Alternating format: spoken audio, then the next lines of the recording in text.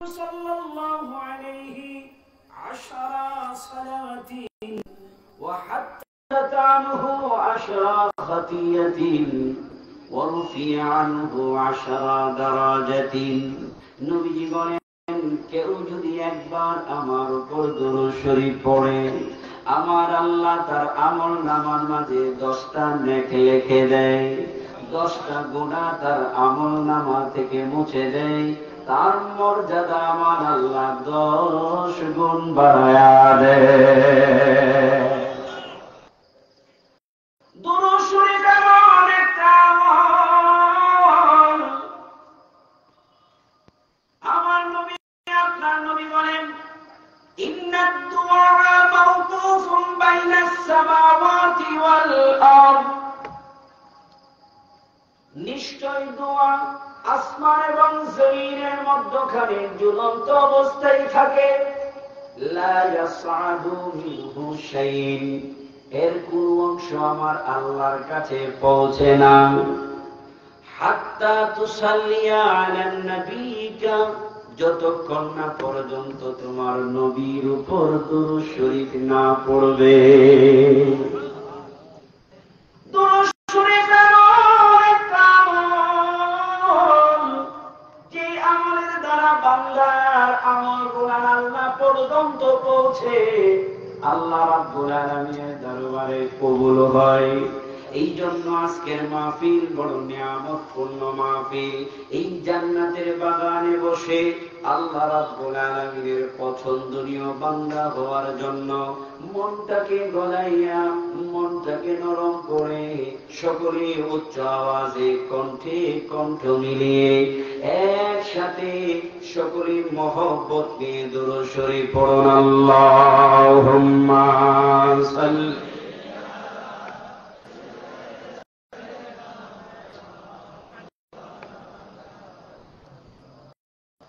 وعلى آل سيدنا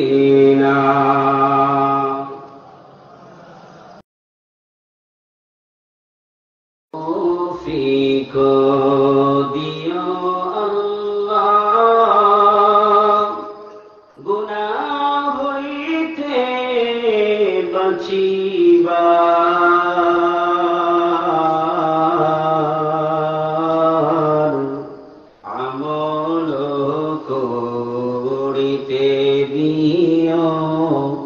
সুন্নত নবী মুস্তাফার। আল্লাহুম্মা সাল্লি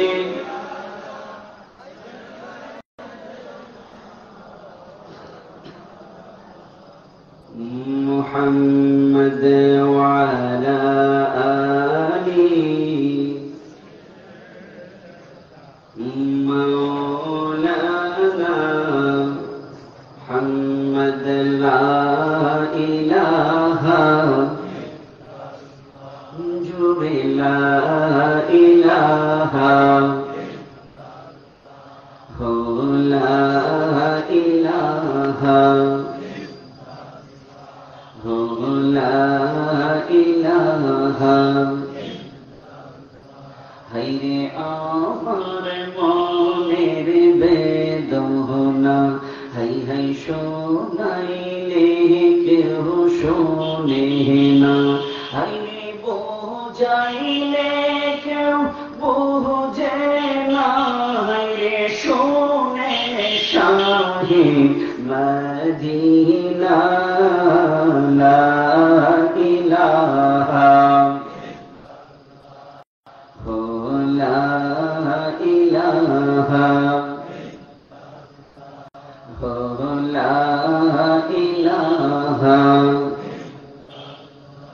হায়রে শাহাদাত জান্নাত বানাইল, হাই হাই মনের মতো সাজাইল, একটা কদম রাখার আগে একটা কদম রাখার আগে আজরাইলকে পাঠাইলা লা ইলাহা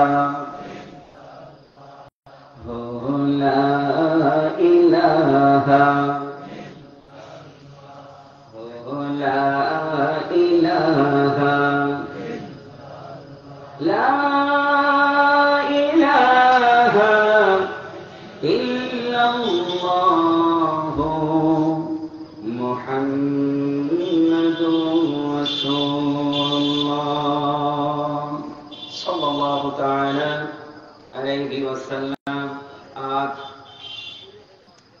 এই মহিনন্দ চরপাড়া জামে মসজিদ নদীর পাড়ে 15তম বার্ষিকী ইসলামী মহাসম্মেলন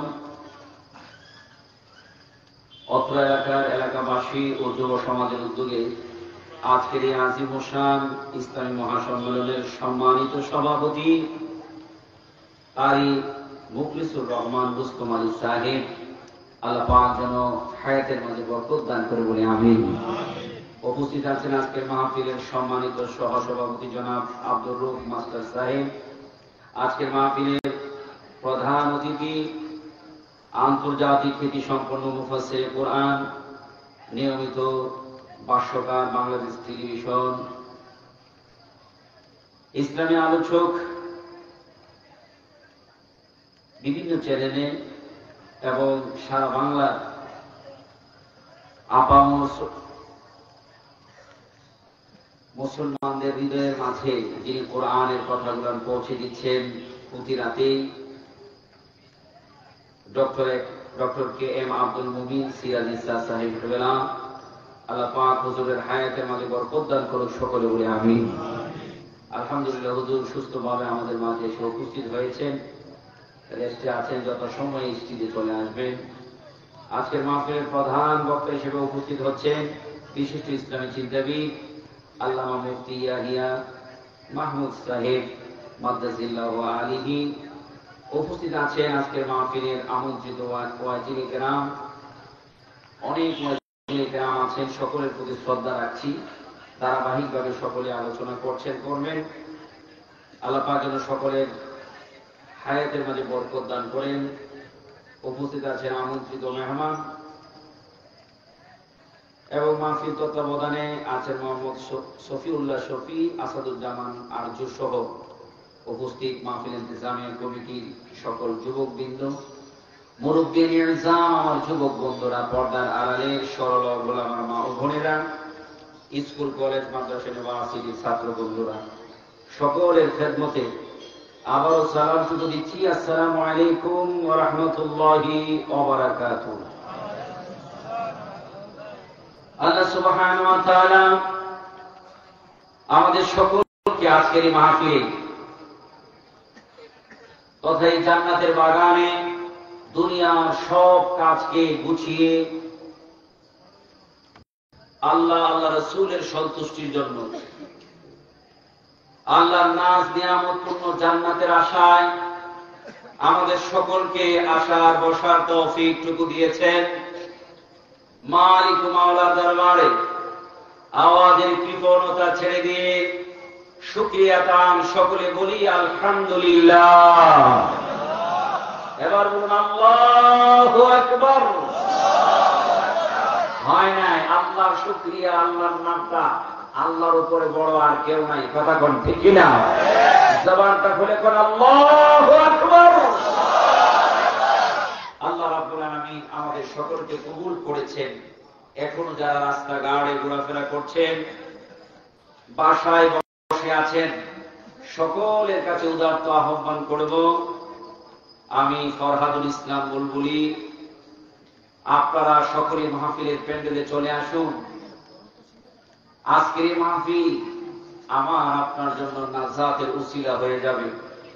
আপনি মাহফিলে বসে চোখের কোনায় মাছির মাথা পরিমাণ পানি বের করে রব্বির হামহুমা কামা রব্বায়ানি সগীরা বলতে দিলে হবে, আপনার আমার মা বাবার কবরটা আল্লাহ জান্নাতের বাগান বানাইতে দেরি করবে না।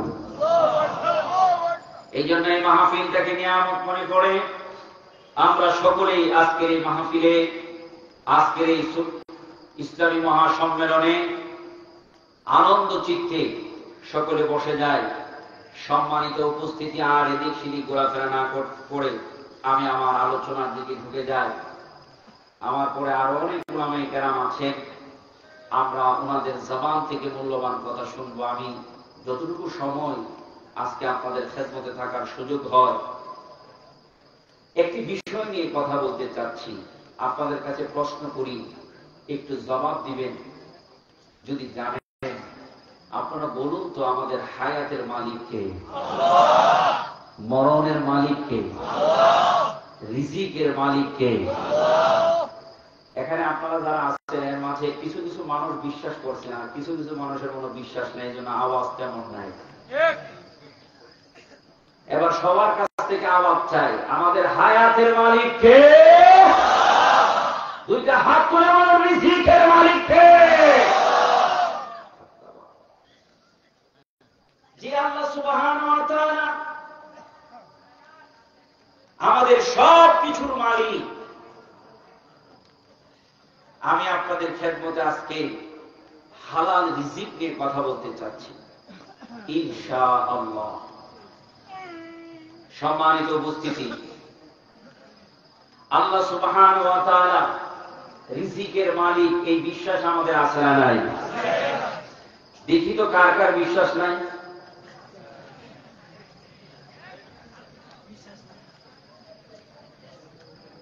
জোশ না রাখে আর কি, জোশের সরে হুশ না রাখে হাত ফেলছে, অসুবিধা নেই।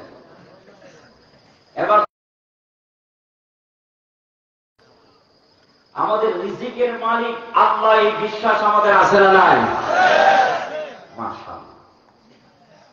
আল্লাহ রাব্বুল আলামিন যিনি রিজিকের মালিক, ওনার ভান্ডারে কোনো কিছুর অভাব আছে? আওয়াজটা তেমন জুইতেন না। ভান্ডারে কোনো কিছুর অভাব আছে? আল্লাহ সুবহানাহু ওয়া তাআলা এমন মালিক, আমি আপনি 50, 60, 70, 100 বছরে আমি আমার ফ্যামিলি সহ যা খাবো, আল্লাহ রাব্বুল আলামিনের এমন প্রাণী আছে এক লুকমায় আল্লাহ তা খাওয়ায়। আমি আপনি আমার ফ্যামিলি সহ মৃত্যুর পূর্ব পর্যন্ত যা খাবো, আল্লাহর এমন প্রাণী আছেন যাদেরকে আল্লাহ রাব্বুল আলামিন এক লুকমায় তা খাওয়া। তাদের কোনো চাকরি নাই, তাদের কোনো ব্যবসা নাই, তাদের কিচ্ছু নাই। রিজিকের ফায়সালা করতেছেন কে? আরো জোরে বলুন কে? এই বিশ্বাসটা আমাদের মানুষের নাই। বলতে পারেন হুজুর এটা আবার কোন কথা বললেন? আল্লাহ রাব্বুল আলামিন আমাদের রিজিকের মালিক, আল্লাহ আমাদের খাওয়াবেন, এই বিশ্বাস মানুষের অনেকের মধ্যে নাই।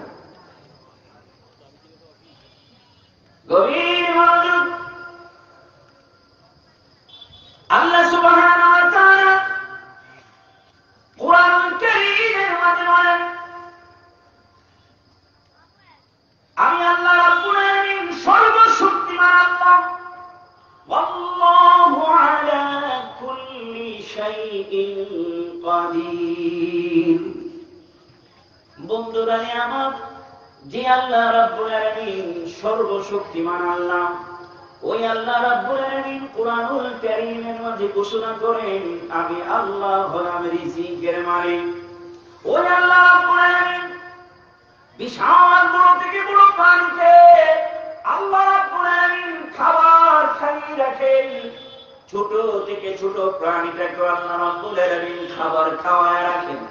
কুরআনুল কারীমের সূরাতুল বাকারার 168 নম্বর আয়াতে কারিমা আপনাদের সামনে দাওয়াত করলাম।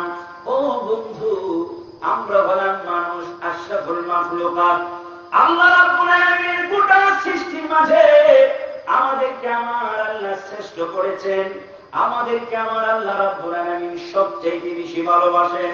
শুধু ভালোবাসে না, আল্লাহ রাব্বুল আলামিন জানায়া দিলেন, আল্লাহ রাব্বুল আলামিনের পছন্দে আমাদেরকে বানাইছে।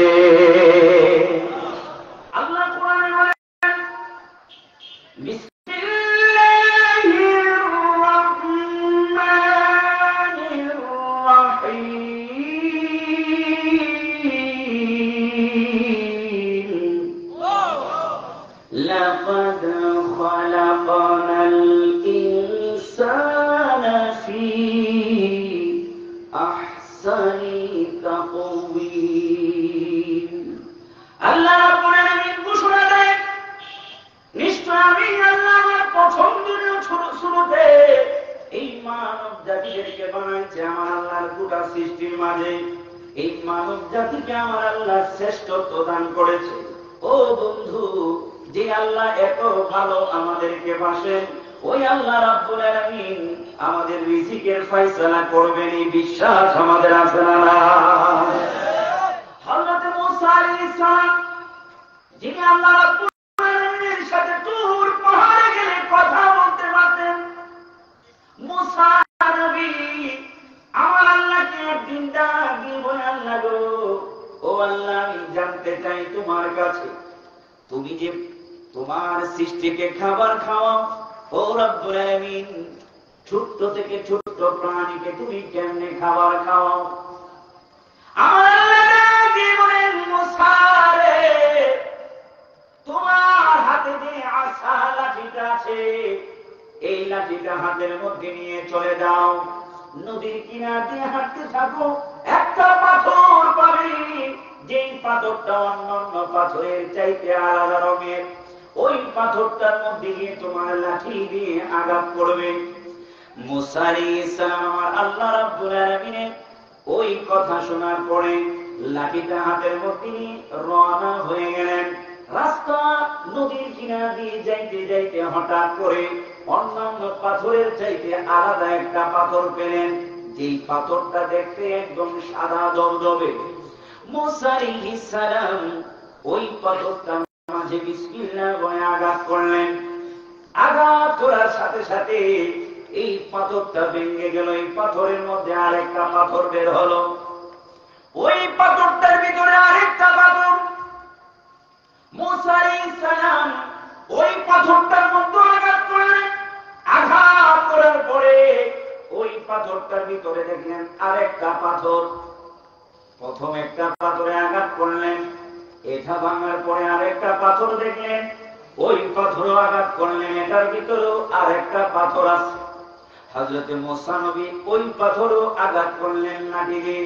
আঘাত করার পরে এমন ছোট্ট একটা প্রাণী ওই পাথরের মধ্যে দেখলেন, যেই প্রাণীটা নিজের কাঁধের মধ্যে খাবার নিয়ে যাচ্ছে, খাবার নিয়ে যাচ্ছে।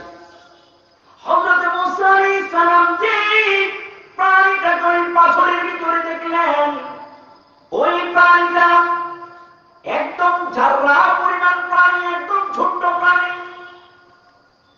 জাররা কাকে বলে? আমরা অনেকেই জাররার বর্ণনা শুনেছি।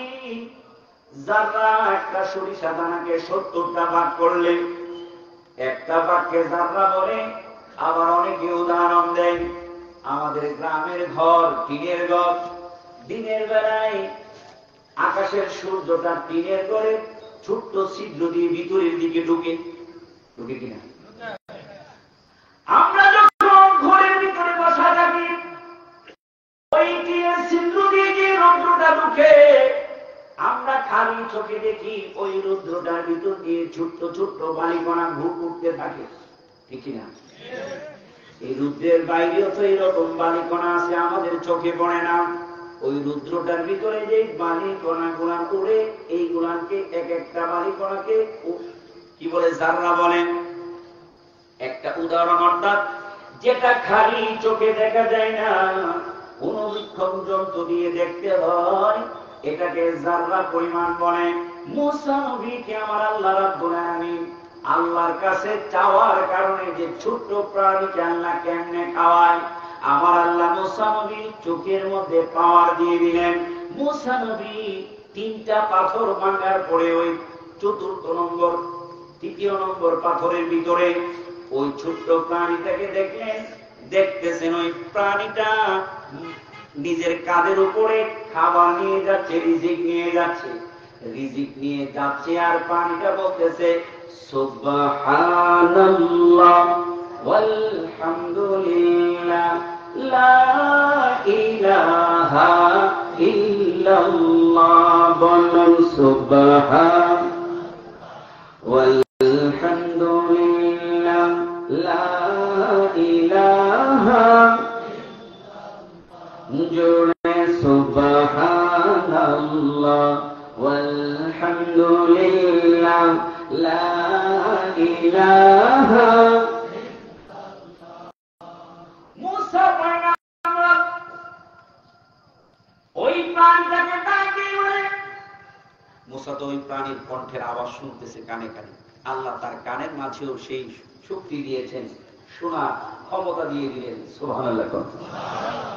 এই প্রাণী 3টা পাথরের ভিতরে 4র্থ নম্বর জায়গায় যারা পরিমাণ প্রাণীটাকেও আল্লাহ সুবহানাহু ওয়া তাআলা খাবার দিচ্ছেন। ওই প্রাণীটাও ডাকতেছে কাকে?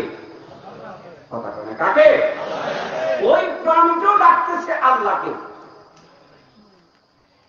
আল্লাহ সুবহানাহু ওয়া তাআলা ওই 3টা পাথরের ভিতরে ওই ছোট্ট যারা পরিমাণ প্রাণীটার জন্য রিজিকের ব্যবস্থা করে দিয়েছেন। যেই প্রাণীটাকে এই যারা পরিমাণ প্রাণীটাকে 4টা পাথরের ভিতরে আল্লাহ খাবার দিতে পারে, রিজিক দিতে পারে, আমরা তো আশরাফুল মাখলুকাত, আল্লাহ রাব্বুল আলামিনের পছন্দনীয়, আল্লাহর প্রিয় বান্দা। আমাদের রিজিকের ফয়সালা আল্লাহ রাব্বুল আলামিন করবে কি করবে না? আফসোস, এই রিজিকের জন্য আল্লাহর দেখানো পথ ছাড়া আমরা কত পথে দৌড়াই। কথা কোন ঠিক কিনা? কত পথে আমরা দৌড়াই। যে আল্লাহ রাব্বুল আলামিন আমাদের রিজিকের ফয়সালা করবেন, এটা নিশ্চিত। একজন মুমিন হিসাবে, মুসলমান হিসাবে আমাদের এই বিশ্বাসটা সবচেয়ে বেশি। কথা কয় না, কথা কয় না, সবচাইতে বেশি আমাদের। এরপরও মুসলমানের ঘরে জন্ম নেওয়া, মুসলমান মানুষ দাঁড়িয়ে আছে, মাথায় টুপি আছে, গায়ের মধ্যে পাঞ্জাবিও পরে, মসজিদের সামনের কাতারে গিয়ে নামাজও করে, আল্লাহর দেখানো পথ ছাড়া আল্লাহর নিষিদ্ধ পথে রিজিকের অন্বেষণ করে, এরকম আছে না? আল্লাহ সুবহানাহু ওয়া তাআলা কুরআনুল কারীমের সূরাতুল বাকারার 162 নম্বর আয়াতে বলেন, ইয়া আইয়ুহান নাসু, ইয়া আইয়ুহান নাসু কুলু মিম্মা ফিল আরদি হালালান তাইয়িবান ওয়া লা তাত্তাবিউ খুতুওয়াতিশ শাইতান।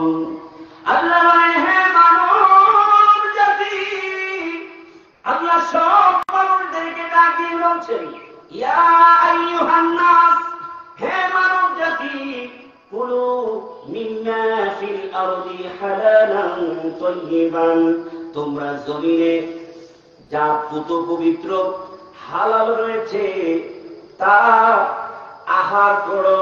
ঘোষণাকার, জবান খুলে কোন ঘোষণাকার? আল্লাহ রাব্বুল আলামিন সমস্ত মানুষদেরকে ডাকে বলেন, ইয়া আইয়ুহান নাস কুলু মিম্মা ফিল আরদি হালালান তাইয়িবান। আমার আল্লাহ রাব্বুল আলামিন বলেন, জমিনের মধ্যে যত হালাল আছে, তাহলে বোঝা গেল আমার আল্লাহ রাব্বুল আলামিন হালাল আছে বলেছেন, বোঝা গেল হারামও কিছু আছে। কথা কোন ঠিক কিনা? আল্লাহ রাব্বুল আলামিন স্পষ্ট জানিয়ে দিলেন, তোমরা ভক্ষণ করো, আহার করো, জমিনের মধ্যে যা আমি আল্লাহ রাব্বুল আলামিন তোমাদের জন্য হালাল করেছি, ওই হালাল জিনিসগুলো তোমরা ভক্ষণ করো। এরপরে আমার আল্লাহ আমাদেরকে, ও আমার বান্দারা তোমরা শুনে রাখো, আমি আল্লাহ তোমাদেরকে সতর্ক করে দিচ্ছি, ও বান্দারা, ওয়ালা তাত্তাবিউ খুতুওয়াতিশ শাইতান, তোমাদেরকে আমি আল্লাহ জানিয়ে দিলাম, তোমরা শয়তানের পদঙ্ক অনুসরণ করো না। কারণ শয়তানের কাজ হলো আমি আল্লাহর রাস্তা থেকে তোমাদেরকে শয়তানের রাস্তায় নিয়ে যাওয়া। কথা কোন ঠিক কিনা? আল্লাহ রাব্বুল আলামিনের ঘোষণা, আল্লাহ বলেন, আমরা হালাল জিনিস ভক্ষণ করার জন্য আমরা আল্লাহর হুকুম মানতে রাজি আছি না? যে আল্লাহ রাব্বুল আলামিন নিজে ওয়াদা দিয়েছেন, বান্দারে, ও বান্দা, পৃথিবীর জমিনে যা কিছু আছে সব কিছুর রিজিকের ফয়সালা আমি আল্লাহ করি, সব কিছুর রিজিকের ব্যবস্থা আমি আল্লাহ করি।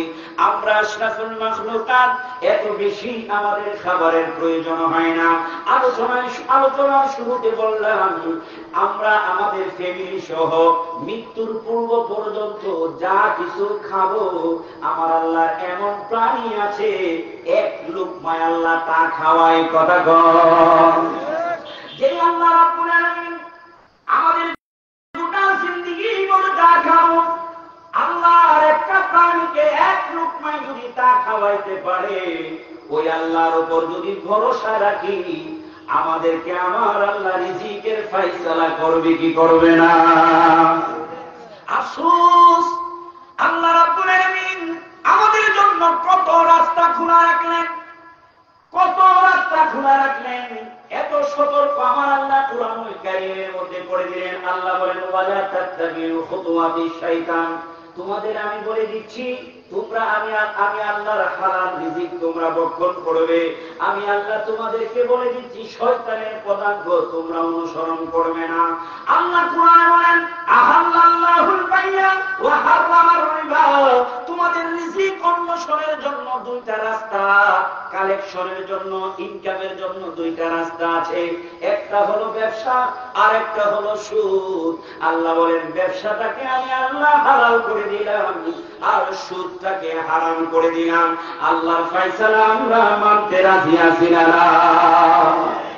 আমার ভাইয়ারে, আল্লাহর হাবিব রাহমাতুল লিল আলামিন বলেন, যে ব্যক্তি ব্যবসা করবে হালাল পন্থায়, আমি আল্লাহ তার রিজিকের 80% রিজিক ওই ব্যবসার মধ্যে রেখে দিলাম।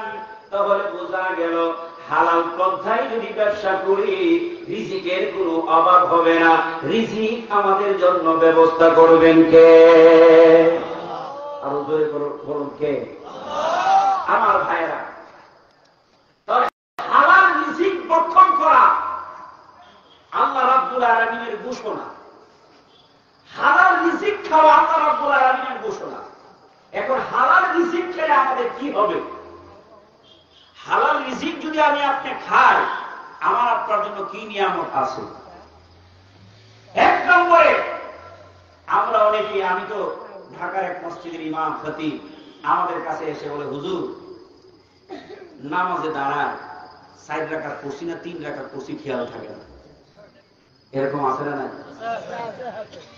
আমাদের অনেকে আছে, হুজুর নামাজে দাঁড়ায় মন যে কোন দিকে গেছে, নামাজের মধ্যে মনটা আনতে পারে না। এরকম হয় কি হয় না? অনেকে এসে বলে, হুজুর সংসারে অশান্তি, স্ত্রী কথা শুনে না, সন্তান কথা শুনে না, কি যে অশান্তির মধ্যে দিন কাটাইতেছি, লাখ লাখ টাকা বেতন পাই, এরপর অভাব যায় না। অনেকে এসে বলে, হুজুর ঘর সংসার থেকে রোগই দূর করতে পারি না, ডাক্তারের পিছনে জায়গা টাকা পয়সা। এইরকম অনেক কথা আমাদের শুনতে হয়, আমরা শুনে থাকি। বাবা, এই সব কিছুর পিছনে হচ্ছে রিজিকের একটা ব্যাপার। যেই করে হারাম আছে, এই সংসারে শান্তি থাকবে না। আমার কথা, যেই সংসারে হারাম আছে, এই সংসারের ছেলে মেয়েরা কথা শুনবে না। যেই করে হারাম আছে, এই করে রূপ বালা মুসিবত দূর হবে না। অনেক টাকা ইনকাম হতে পারে, এই সংসারের মাঝে শান্তি কখনো আসবে না। এই টাকা পয়সার বরকত পাওয়া যাবে না। আসতে যেরকম যাচ্ছ ঠিক সেই রকম থাকবে। আর আপনি কম ইনকাম করেন, ইনকামটা যদি হালাল হয়, আপনার সংসারের মধ্যে শান্তি থাকবে, সন্তানগুলা নেক সন্তান হবে, আপনার হৃদয়ের মাঝে একটা প্রশান্তি থাকবে। কথা ঠিক না?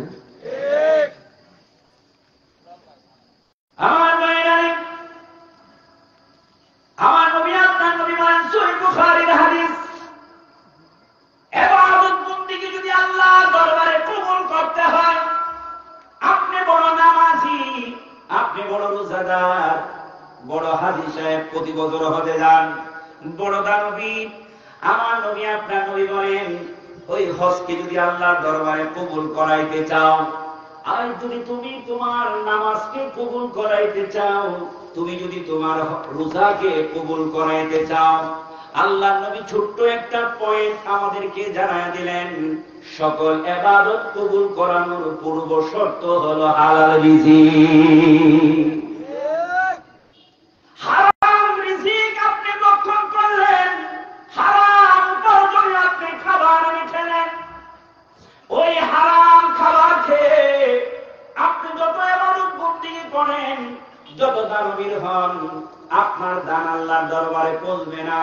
তাহলে ইবাদত কবুল হওয়ার জন্য রিজিকটা আমাদের হালাল হওয়ার দরকার আছে না?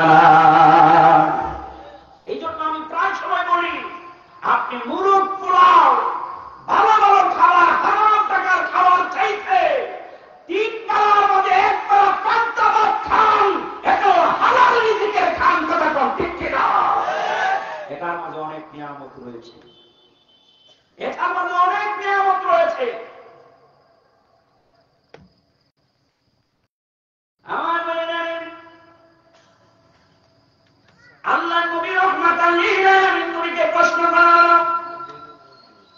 ইয়া রাসূলুল্লাহ, নবী গো, আমরা ইয়ামেন থেকে মুসলমান হওয়ার জন্য আপনার দরবারে আসলাম।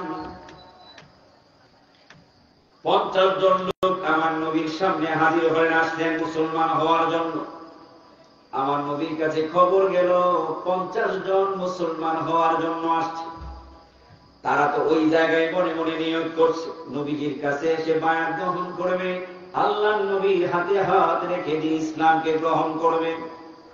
আমার নবী হুজরা মুবারকের মধ্যে, আল্লাহর নবী হুজরা মুবারকের মধ্যে জিনারা খেদমতের মধ্যে ছিলেন, ওই 50 জন লোককে বসাইলেন, বসেন বসেন, আপনারা বসেন, আপনাদের জন্য একটু মেহমানদারির ব্যবস্থা করব।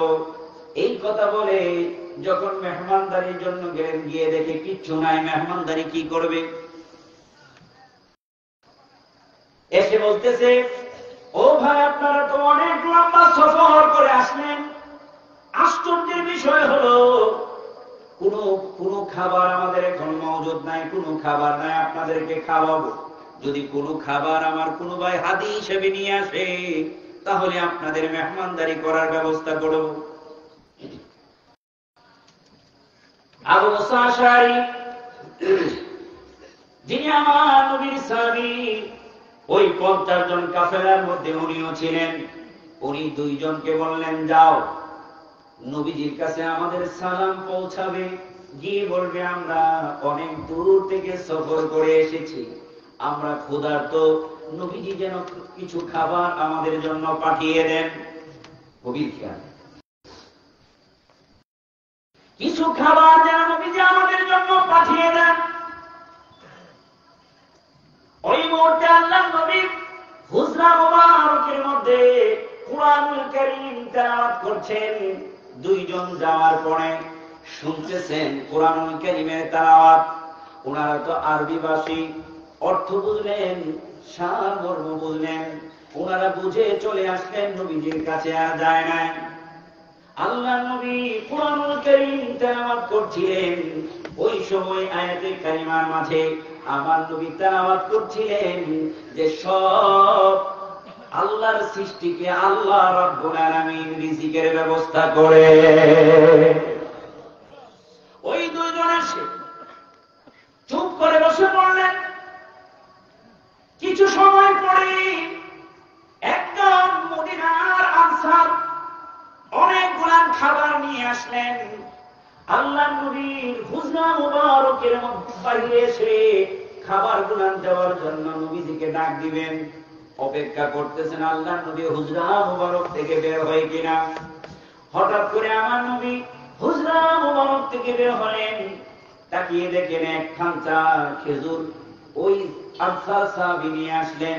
আমার নবী বললেন, ইয়ামেনের যে মেহমানরা আসছে তাদের কাছে নিয়ে যাও, তারা খাবার খাবে, তাদের কাছে নিয়ে যাওয়া হলো। তারা পেট পুড়ে খেলেন, খাওয়ার পরেও অর্ধেক রয়ে গেল। আমার নবী আপনার নবীর কাছে বাকি খাবারগুলো নিয়ে আসলেন। এবং এসে বললেন, ইয়া রাসূলুল্লাহ, আপনি আমাদের জন্য এত সুন্দর মেহমানদারি করলেন, আমরা পেট পুরে খাবার খেলাম। আল্লাহর নবী ডাক দিয়ে বলে, ও সাহাবায়ে কেরাম, আপনারা অনেক দূর থেকে সফর করে আসলেন, শুনে রাখেন, এই খাবারের ব্যবস্থা করেছেন আমার আল্লাহ। কোন খাবার আমার এখানে ছিল না। এতগুলো মেহমান আসছে, মেহমানদের জন্য খাবারের ব্যবস্থা করতে হবে, আল্লাহ রাব্বুল আলামিনের পক্ষ থেকে ব্যবস্থা হয়ে গেছে। এখনো পর্যন্ত যদি সেই ঈমান নিয়ে আল্লাহ রাব্বুল আলামিনের কাছে আমরা চাই যে আল্লাহ, আমার শক্তি নাই, আমার সামর্থ্য নাই, তুমি রাব্বুল আলামিনের রিজিকের মালিক, আমার সংসারের রিজিকের ব্যবস্থা করতে হবে, আল্লাহ রাব্বুল আলামিনের কাছে যদি বান্দা চাইতে পারে, আল্লাহ রাব্বুল আলামিন ওই বান্দাকে এখনো পর্যন্ত খাওয়ানোর ক্ষমতা আছে না নাই? কিয়ামত পর্যন্ত আছে না নাই? কিন্তু আশ্চর্য, আল্লাহ নিজে কুরআনুল কারীমের মাঝে বলেছেন যে তোমরা হালাল রিজিক ভক্ষণ করো, হালাল রিজিক আহার করো, হালাল রিজিক খাও।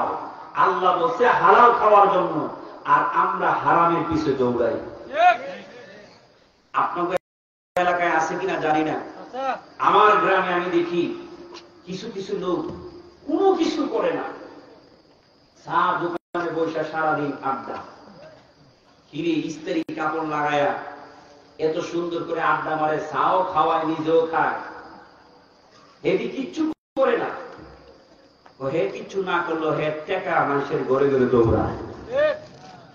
এর টাকা কি করে? মানুষের ঘরে ঘরে দৌড়ায়, টাকার ব্যবসা করে, সুদের ব্যবসা করে, কয় না কিসের ব্যবসা করে? টাকার ব্যবসা করে। আমি তো প্রথম বুঝি না টাকার ব্যবসা করে কেন, আমি ভাবছি ডলার রিয়ালের ব্যবসা করে, মানি এক্সচেঞ্জ।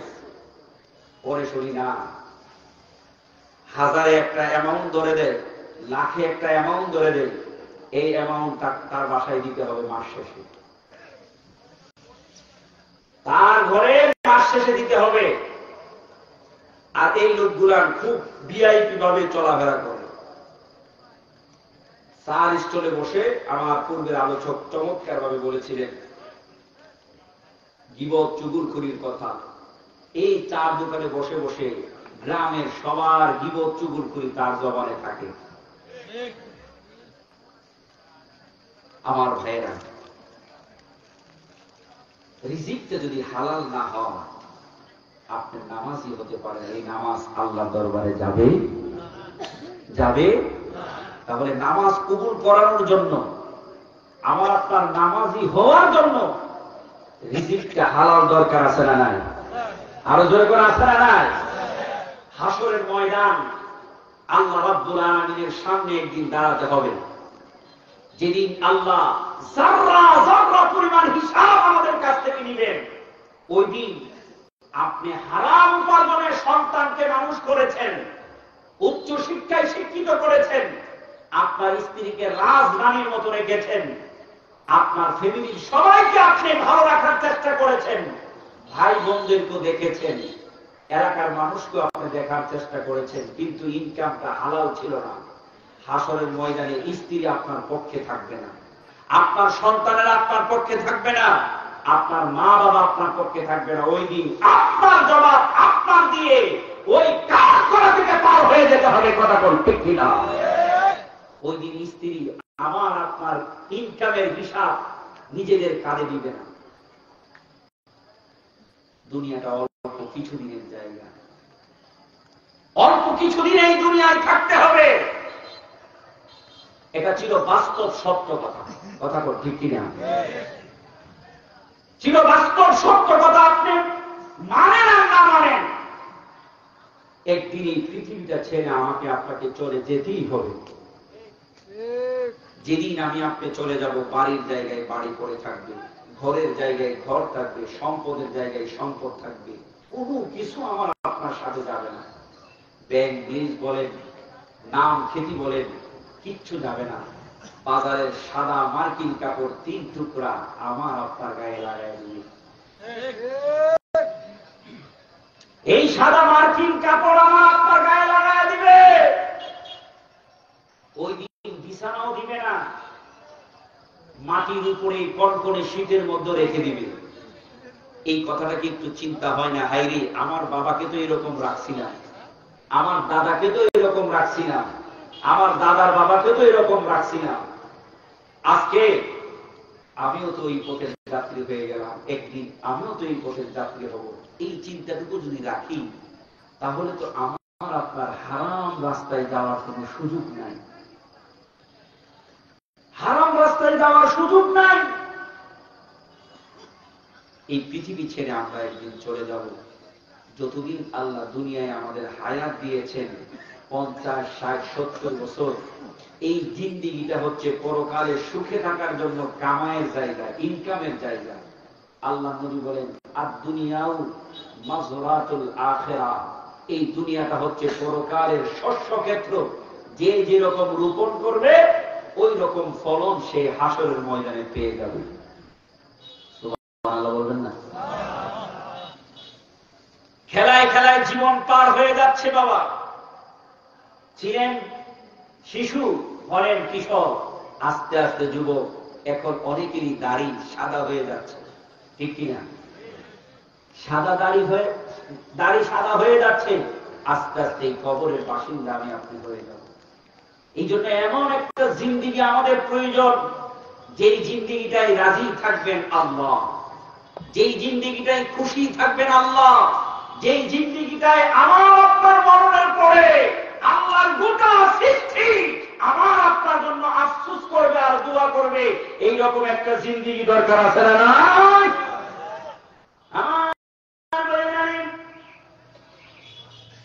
আল্লাহ সুবহানাহু ওয়া তাআলা আমাদেরকে যতদিন দুনিয়ায় হায়াত দিয়েছে,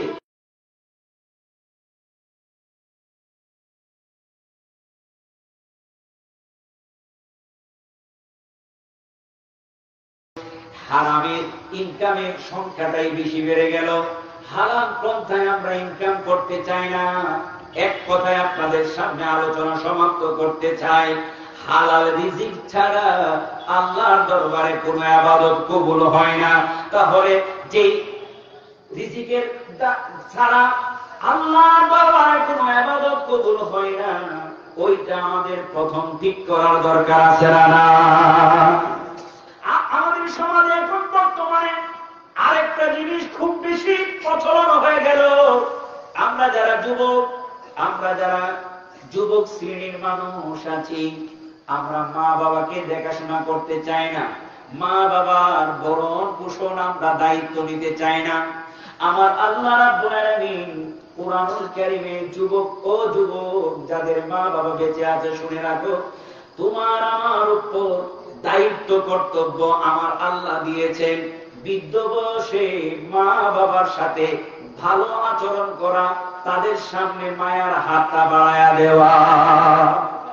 যখন মা বাবা বৃদ্ধ হয়ে যাবে, তখন সন্তানের উপর দায়িত্ব কর্তব্য হলো ওই মা বাবা দেখাশোনা করা, মা বাবার প্রতি মায়ার নজরে নিজের হাতটা বাড়ায়া দেওয়া, অর্থাৎ মায়ার হাতটা বাড়ায়া দেওয়া, অর্থাৎ এক কথায় তার দেখাশোনা করা। বর্তমান সমাজে এটা অনেক বেশি বেড়ে গেছে। সন্তান বিয়ে করার পরেই মা বাবাকে আলাদা করে দেয়, সন্তান ইনকাম করে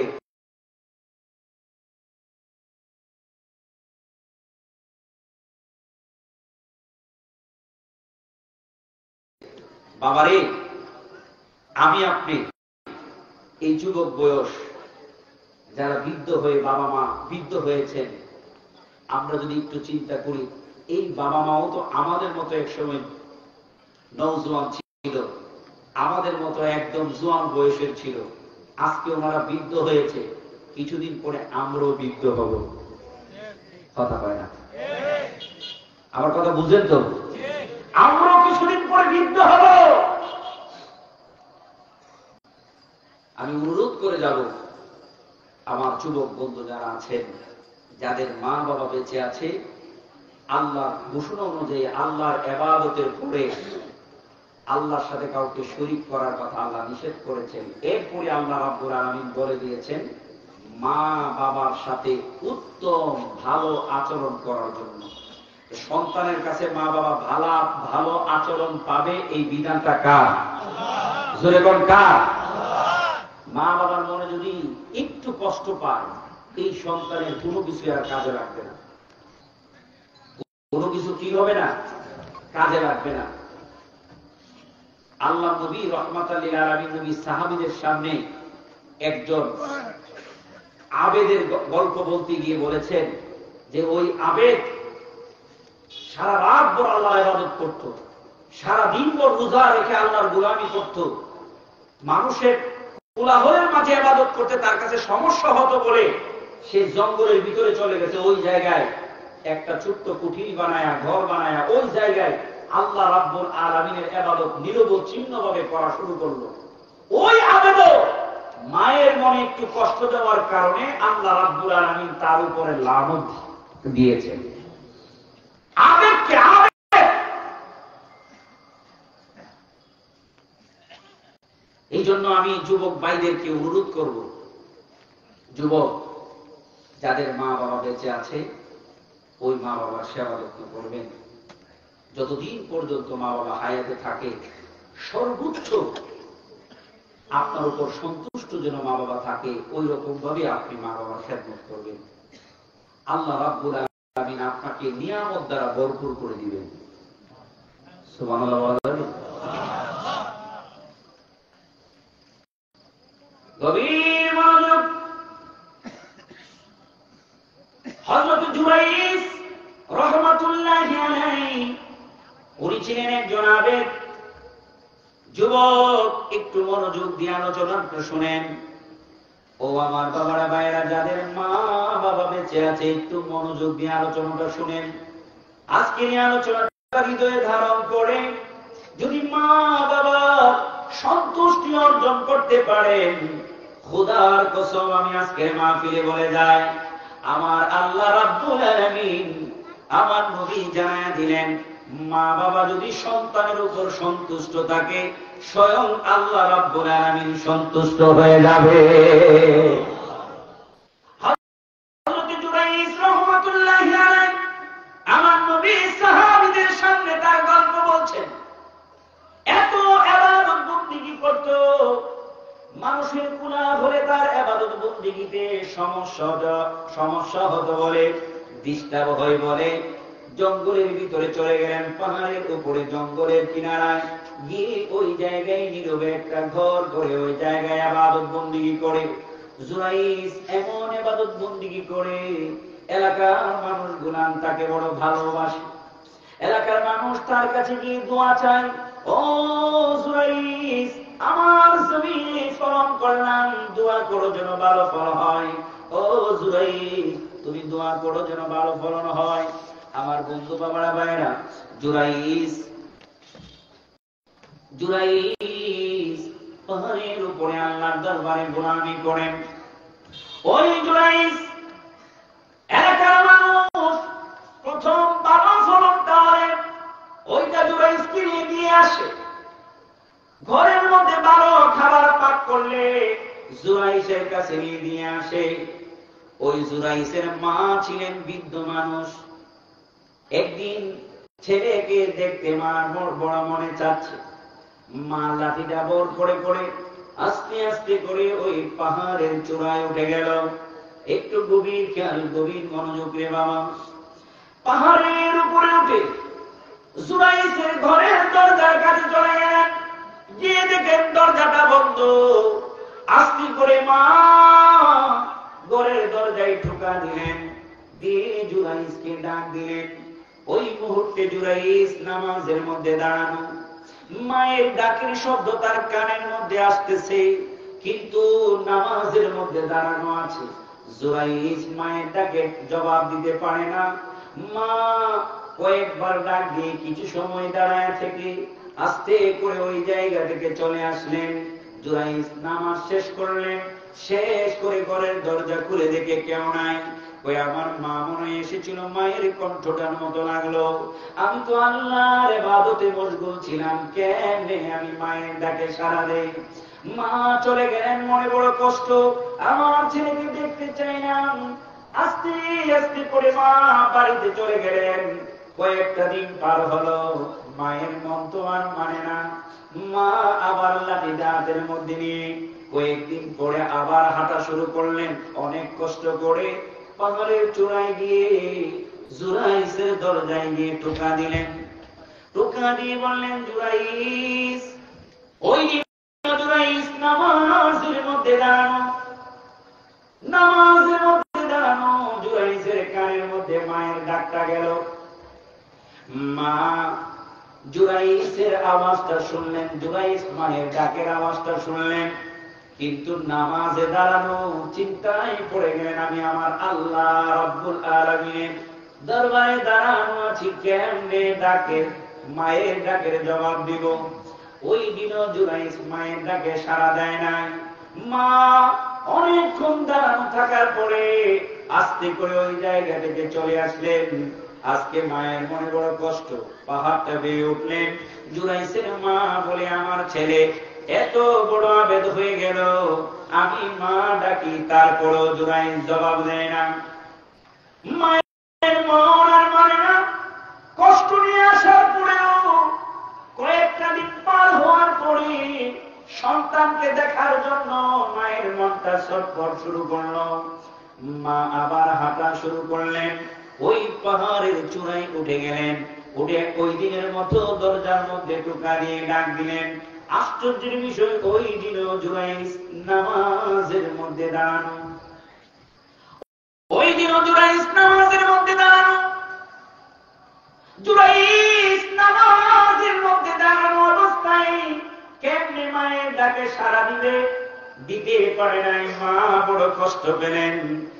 মা মনে মনে আল্লাহর দরবারে ডাক দিয়ে বলে, আল্লাহ গো, আমার ছেলে এমন বড় আবেদ হলো, আমি মা ডাক দিল, আমার ডাকে আমার সন্তান সাড়া দেয় না। ও রব্বুল আলামিন, আমি তোমার দরবারে ছেলের ব্যাপারে অভিযোগ দিলাম। আমার ছেলে যেই রকম আমাকে কষ্ট দিল, এই রকম কষ্ট তুমি আমার ছেলে দিও। মায়ের ডাক পৌঁছে কি পৌঁছে না? মায়ের নেক দোয়াটাও আল্লাহ দরবারে পৌঁছে, বদ দোয়াটাও আল্লাহ দরবারে পৌঁছে। মায়ের হাত, বাবার হাত আর আল্লাহ রাব্বুল আলামিনের আরশ, এর ভিতরে আর কোনো পর্দা নাই। ধাক্কা দিতে দিবি, আল্লাহর আরশকে ধাক্কা দিতে দিবি করে না। মা কেন এত দামি জানে না সকলে, জানতো যদি দেখতো পড়ে কোরআন হাদিসে খুলে।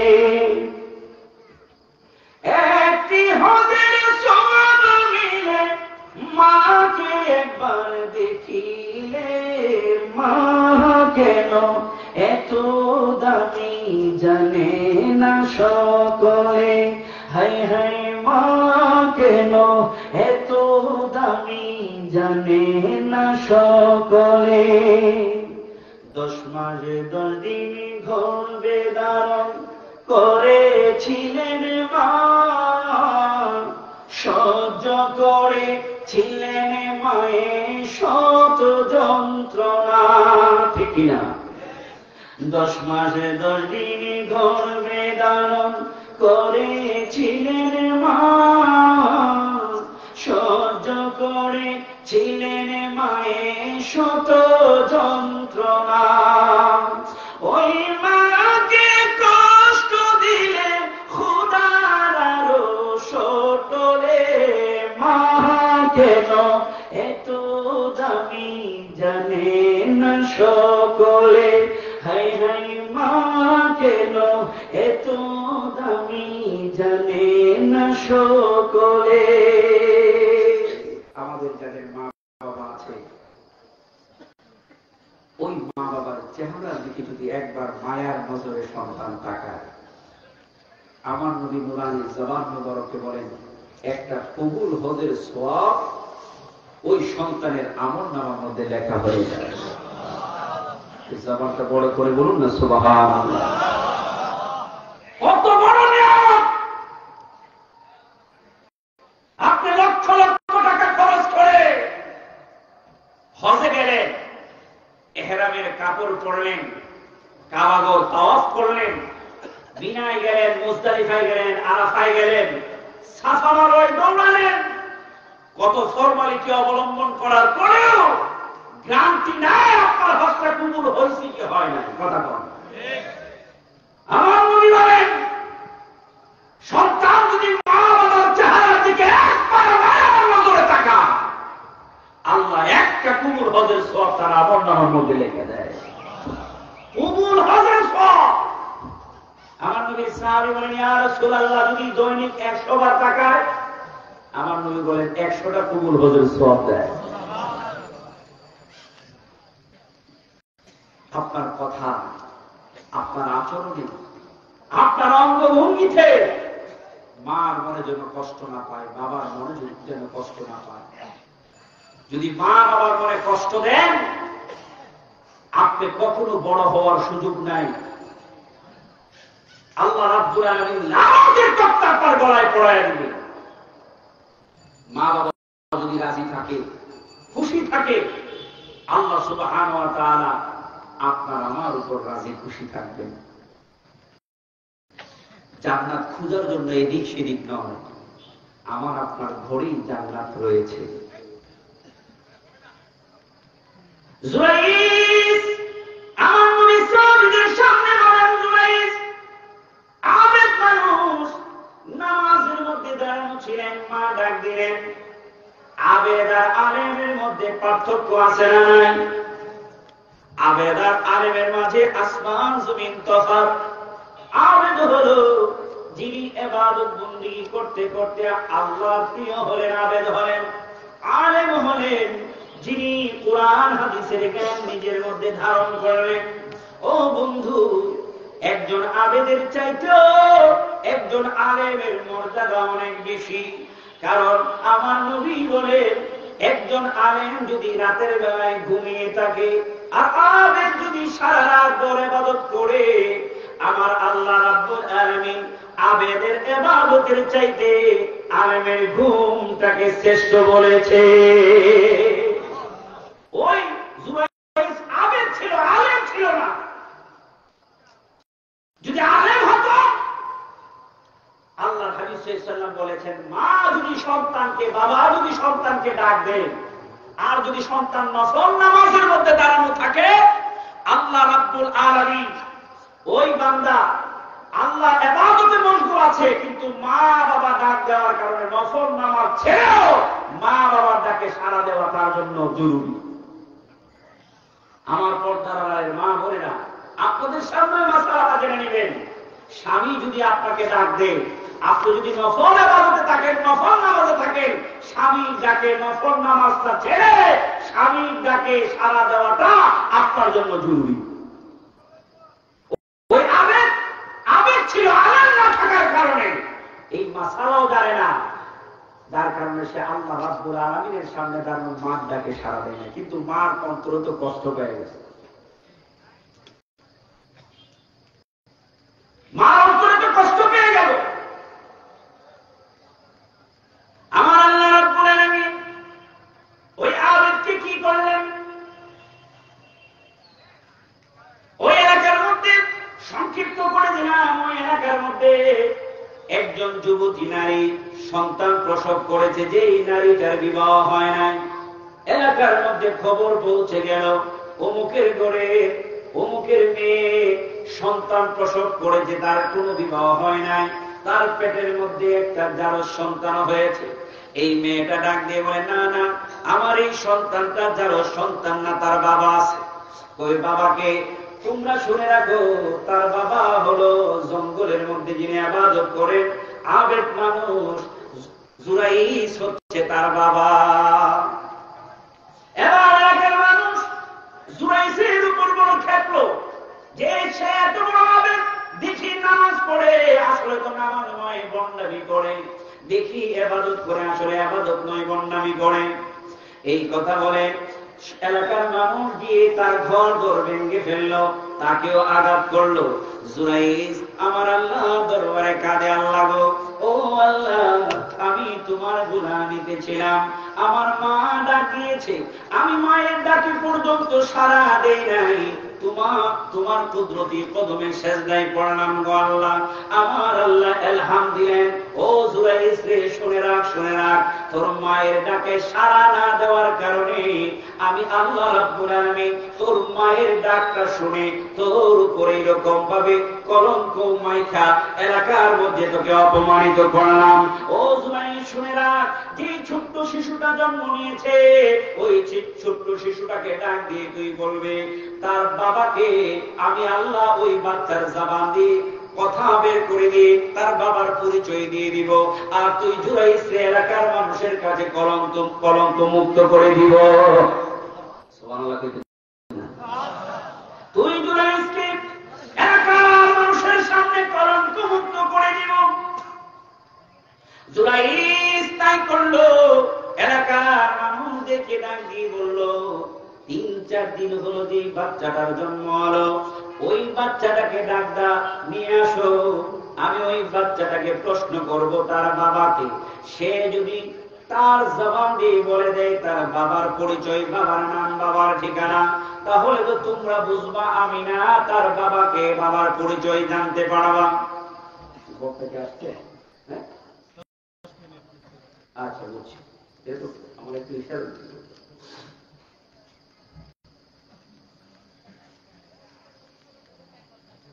জুরাইস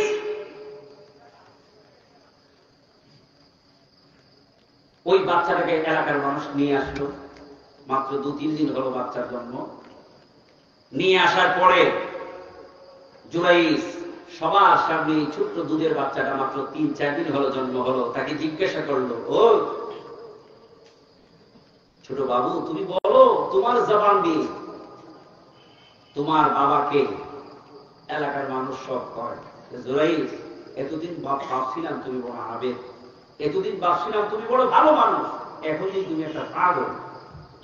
এই মাত্র 3 দিন হলো, 4 দিন হলো বাচ্চা জন্ম হলো, এই বাচ্চায় সারাদিন চিৎকার মারলেও তো বাচ্চা কিছু বলবে না, কারণ 3 দিনের বাচ্চা তো কথাই বলতে পারে না, ঠিক কিনা? এই বাচ্চাকে তুমি প্রশ্ন করতেছো, আমাদেরকে কি তুমি বোকা বানাইতে চাও? জুরাইস বলে, দেখো না এই বাচ্চা কি বলে। প্রশ্ন করলো তোমার বাবাকে। ওই ছোট্ট বাচ্চাটা বাবার নাম বলে দিলেন। ওই এলাকায় একটা রাখাল ছেলে ছিল, ওই রাখাল ছেলের নাম বললেন। বলল আমার বাবা হচ্ছে অমুক। এলাকার মানুষের সামনে জুরাইস মুক্ত হলেন। আমার ভাইয়েরা, এই ঘটনা আল্লাহ হাবিব সাল্লাল্লাহু আলাইহি ওয়াসাল্লাম সাহাবীদের সামনে বললেন। এই কথাটা আপনাদের সামনে তুলে ধরার পিছনে কারণ হলো, আমার যুবক বন্ধুরা, জুরাইস আল্লাহর আবেদ ছিলেন, ইবাদত বন্দেগী করতেন, আল্লাহর প্রিয় বন্ধু ছিলেন। এরপরও মার মনে কষ্ট নিলেন। কি কষ্টটা? ইবাদতের মধ্যে ছিলেন, আল্লাহর নামাজের মধ্যে ছিলেন, নামাজে থাকা অবস্থায় মা ডাক দিলেন, জবাব দেয় না। 3 দিন এই ঘটনা ঘটার পরে মার মনে যখন কষ্ট গেল, মা আল্লাহর দরবারে একটু ছেলের ব্যাপারে বলল, আল্লাহ রাব্বুল আলামিন এইরকম বিপদ দিলেন আমার আপনার, আমরা যারা চাকরি পাই না, ব্যবসায় অবনতি, সংসারে অশান্তি, কত রকমের বিপদ আপদ দূর হয় না, আমরা কত কিছুই করার চেষ্টা করি। আপনাদের এলাকায় কিশোরগঞ্জে পাগলা মসজিদ আছে, ঠিক কিনা? কথা হয় না? এই পাগলা মসজিদে বস্তার পরে বস্তা টাকা পাওয়া যায়। মানুষ নিয়ত করে দেয়, বাবা আমার আপনার নিয়তের একটা জায়গা, সেটা হলো মা বাবা। ওই মা বাবাকে আপনি রাজি এবং খুশি রাখেন, ওই মা বাবাকে আপনার উপর সন্তুষ্ট রাখেন, আপনার আচরণ দ্বারা, আপনার ভালোবাসা দ্বারা, আপনার ঘরের মাঝে ওই মা বাবাকে সর্বোচ্চ সম্মান দিয়ে রাখেন। আমার আজকের মাহফিল থেকে আপনাদের কাছে ঘোষণা, ওই সন্তান, যেই সন্তান মা বাবাকে ভালো রেখেছে, সন্তান মা বাবার খোঁজ খবর রেখেছে, মা বাবার মনে কষ্ট দেয়, ওই সন্তানটা কখনো দুনিয়ার জমিনে অপমানিত হবে না, অভাব অনটনে পড়বে না, দুনিয়ার জমিনে সম্মানের সাথে ওই সন্তান থাকবেই থাকবে, যদি মা বাবাকে সন্তুষ্ট করে সন্তান রাখতে পারে। আমাদের যাদের মা বাবা বেঁচে আছে, আমরা ওই মা বাবাকে সব দিক থেকে সন্তুষ্ট রাখতে রাজি আছি না নাই? আমার জীবন আছি না নাই? আরো জোরে বলুন, আছি না নাই? বলুন ইনশাআল্লাহ, বলুন ইনশাআল্লাহ। আমাদের যাদের মা বাবা নাই, আমাদের উপর দায়িত্ব কর্তব্য হলো ওই মা বাবার কথা স্মরণ করে আল্লাহ সুবহানাহু ওয়া তাআলার কাছে ফরিয়াদ করা, আল্লাহর কাছে দোয়া করা। আল্লাহ রাব্বুল আলামিন আমাদেরকে দোয়া শিখাইয়া দিয়েছেন।